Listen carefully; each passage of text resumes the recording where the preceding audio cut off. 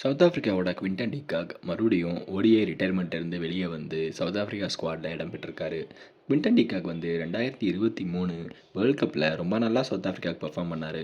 ஆனால் அந்த world cup முடிஞ்சதுக்கப்புறம் நான் ஓடிஐ ஃபார்மேட்லேருந்து ரிட்டையர் ஆகிறேன், நான் ரொம்ப டயர்டாக ஃபீல் பண்ணுறேன் அப்படின்னு சொல்லி 31 வயசுலேயே ஓடிஐயில் ரிட்டையர்மெண்ட் அனௌன்ஸ் பண்ணார். அதுக்கடுத்து T20 வேர்ல்டு கப் 2024 விளையாண்டார். ஆனால் அதுக்கப்புறம் அவர் சவுத் ஆஃப்ரிக்காவோட எந்த ஸ்குவாட்லேயுமே வந்து விளையாடலை.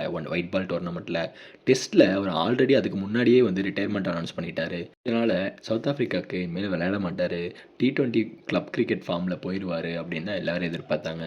ஆனால் இப்போது யாருமே வந்து கொஞ்சம் கூட எக்ஸ்பெக்ட் பண்ணாத நிலையில் திடீர்னு ஓடிஐ ஸ்குவாடில் அவர் வந்து வந்திருக்காரு. இதுக்கு அவர் பக்கம் இருந்து எந்த ஒரு பெருசாக வந்து கிளாரிட்டி கொடுக்கல அப்படின்னாலும், அவர் வந்து ரிட்டையர்மெண்ட்லேருந்து வெளியே வந்து மறுபடியும் சவுத் ஆஃப்ரிக்காவுக்கு விளையாட போகிறாரு அப்படிங்கிறது மட்டும் ரொம்ப நல்லா தெரியுது. ரொம்ப 33 வயசே ஆன அவர் வந்து சவுத் ஆஃப்ரிக்காவுக்கு விளையாடாமல் போனது வந்து சவுத் ஆஃப்ரிக்காவுக்கு நிஜமாகவே வந்து ஒரு கஷ்டம்னு சொல்லணும்.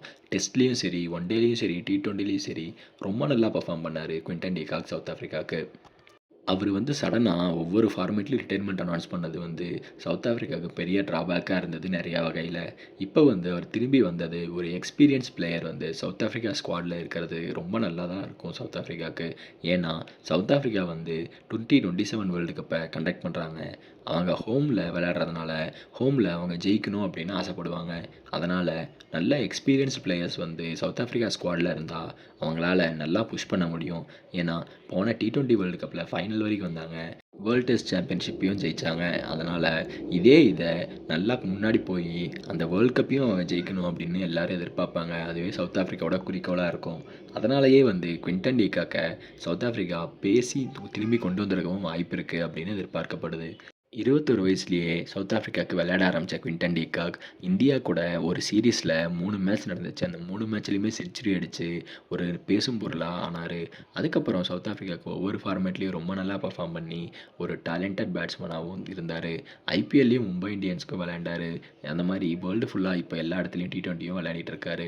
இவரை மாதிரியே சீக்கிரம் ரிட்டையர் ஆன எல்லா பிளேயர்ஸும் வந்து அவங்க கண்ட்ரிக்கு திரும்பி வந்து விளையாண்டா இன்டர்நேஷ்னல் கிரிக்கெட்டுக்கு நிஜமாவே நல்லதாக இருக்கும்.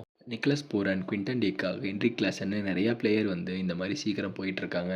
இவங்க எல்லாருமே திரும்பி வந்தால் கிரிக்கெட்டுக்கு நல்லதாக இருக்கும். இதே மாதிரி குவின்டன் டி காக் டெஸ்ட் கிரிக்கெட்லேயுமே வந்து ரிட்டர்ன் ஆகிறத பற்றி யோசிக்கணும். ஏன்னா ரொம்ப நல்ல டேலண்ட் அவர். அவர் வந்து சவுத் ஆஃப்ரிக்காவுக்கு விளையாடுறது சவுத் ஆஃப்ரிக்காவுக்கு நிஜமாவே ரொம்ப நல்லது. சவுத் ஆஃப்ரிக்கா ஏதாச்சும் பண்ணி இவரை மறுபடியும் உள்ளே கொண்டு வருவாங்கன்னு எதிர்பார்க்கலாம்.